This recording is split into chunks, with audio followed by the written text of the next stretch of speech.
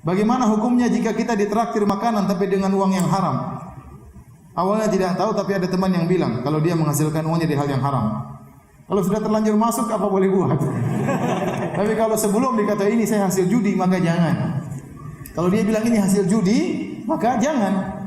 Ya, ini hasil riba, maka jangan. Nah boleh, hukumnya haram. Jadi hukumnya begini, kesimpulannya Ibnu Rajab dalam Jami'ul Mahlikam mengenai orang yang punya penghasilan bercampur. Kalau orang tersebut punya penghasilan cuma dari hasil yang haram, maka haram kita menerima pemberian dari orang tersebut.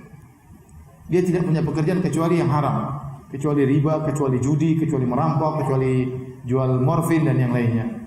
Maka ini tidak boleh kita makan dari pemberiannya. Tidak boleh. Tapi kalau uang hasilnya ternyata bercampur, dia praktek riba tapi dia juga punya toko yang halal, maka seperti ini kita boleh menerima pemberian dan tidak perlu kita perinci. Ini kamu traktir uang yang mana nih? Tidak perlu. Kita makan aja, nggak ada masalah. Nggak perlu kita perinci. Tapi kalau dia perinci, dia bilang ini uang dari hasil haram, maka antum jangan.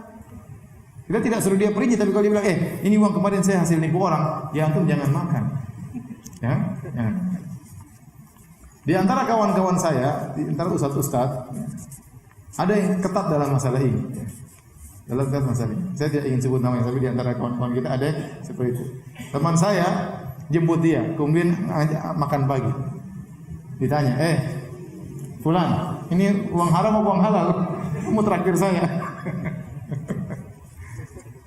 Kenapa Ustaz? Ya, saya tanya, ini uang halal atau uang haram? Halal Ustaz. Dia tidak mau ada sesuatu yang masuk dalam dirinya, Pak. Yang diragukan ya. Itu wara namanya. Terus dia bilang, saya cuma bercanda. Tapi dia serius, karena itu dilakukan bukan cuma sama teman saya aja. Teman-teman yang lain juga. Waktu dia aja, sudah, saya yang bayar aja. Kenapa Ustaz? Sudah, saya yang bayar aja. Dia nggak mau dibayarin sama kawan yang kerjanya masih diragukan. Itu hak dia. Tetapi hukumnya sebenarnya kalau hasilnya masih bercampur, seorang boleh menerima tanpa harus bertanya. Tapi kalau dia mau warok, saya tidak mau, itu hak dia. Saya tidak mau masukkan sesuatu yang saya ragukan dalam mulut saya. Terserah.